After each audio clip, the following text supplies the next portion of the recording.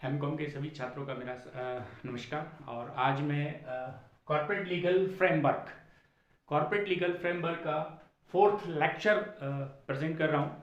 और अभी तक हम 3 लेक्चर में जो पढ़ चुके हैं, एक डेफिनेशंस, विशेषताएं जो फीचर्स कहते हैं, और इसके अलावा काइंड्स ऑफ कंपनी, और लास्ट लेक्चर में मैंने बताया था फॉर्मेशन ऑफ कंपनी का निर्माण कैसे होता है। आज का हमारा जो टॉपिक है कॉर्पोरेट लीगल फ्रेमवर्क के अंदर, वो है private company and public company. Private company and public company में क्या डिफरेंस होता है, और एक पब्लिक कंपनी और प्राइवेट कंपनी कैसे वर्क कर रही होती हैं, एक्चुअली इनका डिफिनेशन क्या है, परिभाषा क्या है, इसके बारे में आज हम जानने वाले हैं। तो सबसे पहले हम जानते हैं कि निजी कंपनी या प्राइवेट कंपनी किसे कहा जाता है। तो निजी कंपनी या प्राइवेट कंपनी की विशेषताएं होती हैं। सबसे पहली चीज है कि मिनिमम 2 मेंबर्स। प्राइवेट कंपनी के अंदर मिनिमम 2 मेंबर्स होना चाहिए, और मैक्सिमम जो लिमिट है वो 200 मेंबर्स होते हैं। एक प्राइवेट कंपनी के अंदर मिनिमम जो न्यूनतम संख्या होती है सदस्यों की, वो 2 होना चाहिए, और अधिकतम मैक्सिमम 200 मेंबर्स होते हैं। तो प्राइवेट कंपनी में एक पहली कंडीशन होती है। सेकेंड वन, जो प्राइवेट कंपनी है वो नाम के अंत में, जो प्राइवेट कंपनी अपना नाम लिखती है, वो नाम के अंत में एक शब्द जोड़ती हैं, वो शब्द होता है प्राइवेट लिमिटेड। जो भी कंपनी होगी, एबीसी प्राइवेट लिमिटेड, तो प्राइवेट लिमिटेड अगर शब्द जुड़ा हुआ है कंपनी के नाम के अंत में, इसका मतलब है वो प्राइवेट कंपनी है, और उसके लिए मिनिमम 2 मेंबर्स और मैक्सिमम जो लिमिट है वो 200 मेंबर्स होती है। जैसे कंपनीज एक्ट 2013 में ये लिमिट 200। इसके अलावा कंपनी नाम के अंत में प्राइवेट लिमिटेड वर्ड का यूज करेगी। और third is very very important, जो पब्लिक में शेयर इशू करने का राइट्स होता है वो प्राइवेट कंपनी को नहीं होता, वो फ्रीडम नहीं होती, वो पब्लिक में शेयर इशू नहीं कर सकती। वो अपने मेंबर्स को शेयर इशू कर सकती है, लेकिन पब्लिकली वो शेयर इशू नहीं कर सकती, ऐसी उसको फ्रीडम नहीं होती है। तो अपने अंशों का हस्तांतरण स्वतंत्रता पूर्वक नहीं कर सकती एक प्राइवेट कंपनी जो होती है।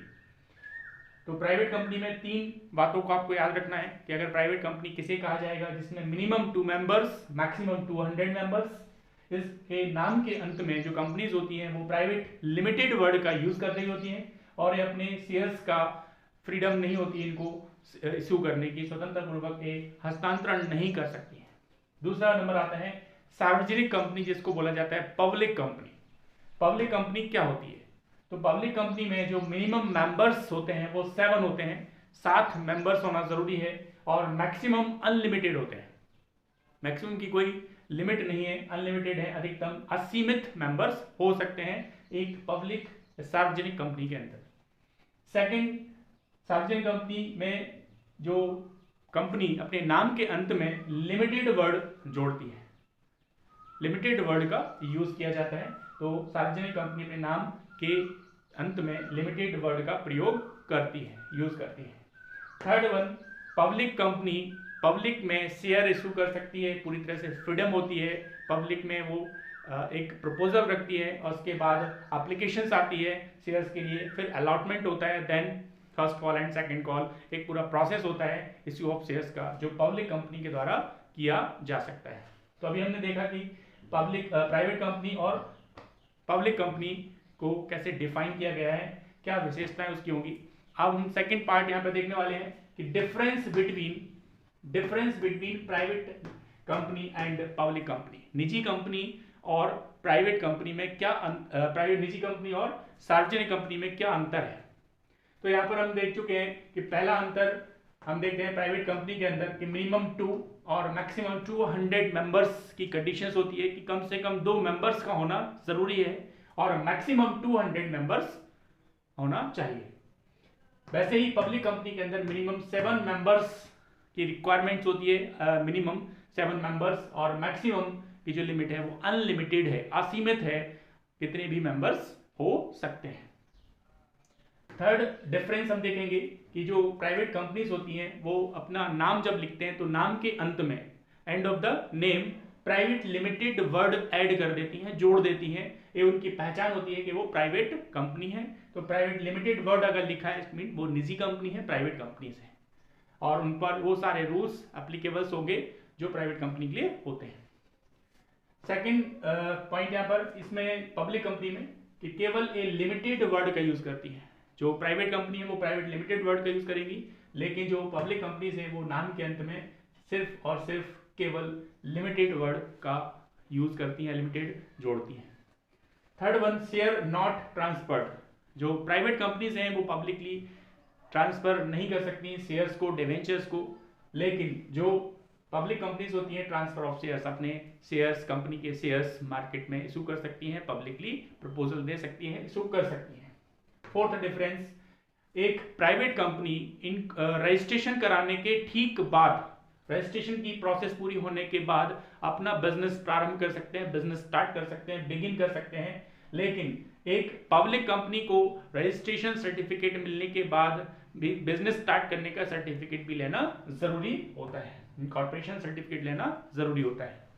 प्राइवेट कंपनी के अंदर दो प्रकार के जो डॉक्यूमेंट्स होते हैं, प्रलेख होते हैं, एक होते हैं मेमोरेंडम ऑफ एसोसिएशन और एक होता है आर्टिकल ऑफ एसोसिएशन। ये दोनों ही अंतर नियम है, रूल्स हैं, डॉक्यूमेंट्स हैं, इनको रखना कंपलसरी होता है एक प्राइवेट कंपनीज के लिए। मेमोरेंडम ऑफ एसोसिएशन और आर्टिकल ऑफ एसोसिएशन, अंतर नियम को बनाना कंपलसरी होता है, लेकिन एक पब्लिक कंपनी के अंदर इस प्रकार के कोई मेमोरेंडम एसोसिएशन या आर्टिकल ऑफ एसोसिएशन रखना अनिवार्य नहीं होता, लेकिन इसके स्थान पर वो टेबल ए तैयार करती है, जिसमें पब्लिक कंपनी अपना पूरा जो भी है प्रक्रिया या प्रोसेस होती है, डिटेल होता है, मेंबर्स रिलेटेड या जो भी रूल्स होते हैं वो लिखते हैं।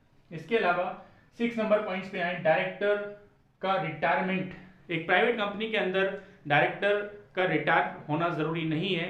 एक डायरेक्टर कितने भी समय तक वो काम कर सकता है, लेकिन एक पब्लिक कंपनी के अंदर एक कंपलसरी होता है कि एक निश्चित समय के बाद, एक टाइम के बाद उसको रिटायरमेंट लेना जरूरी होता है, तो कंपलसरी होता है।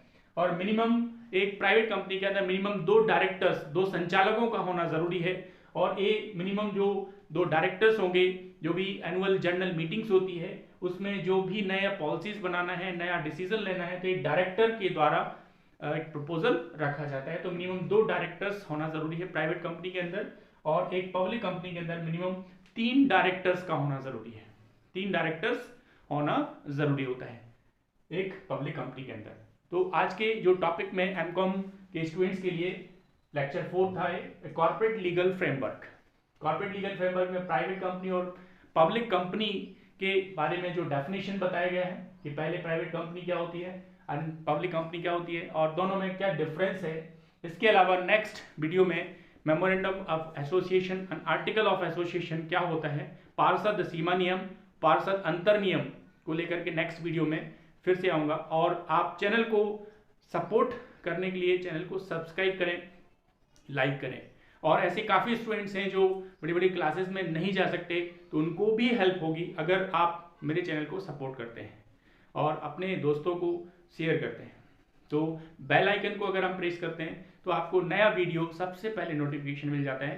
तो चैनल को अगर आप सपोर्ट करते हैं तो उन लोगों का भी बेनिफिट होगा जो इन तरीके से पढ़ नहीं पा रहे हैं या किसी कारणवश उनको इस प्रकार से सुविधा नहीं मिल पा रही है। तो चैनल को सब्सक्राइब करें, लाइक करें और शेयर करें। आज के लिए आपका बहुत बहुत धन्यवाद।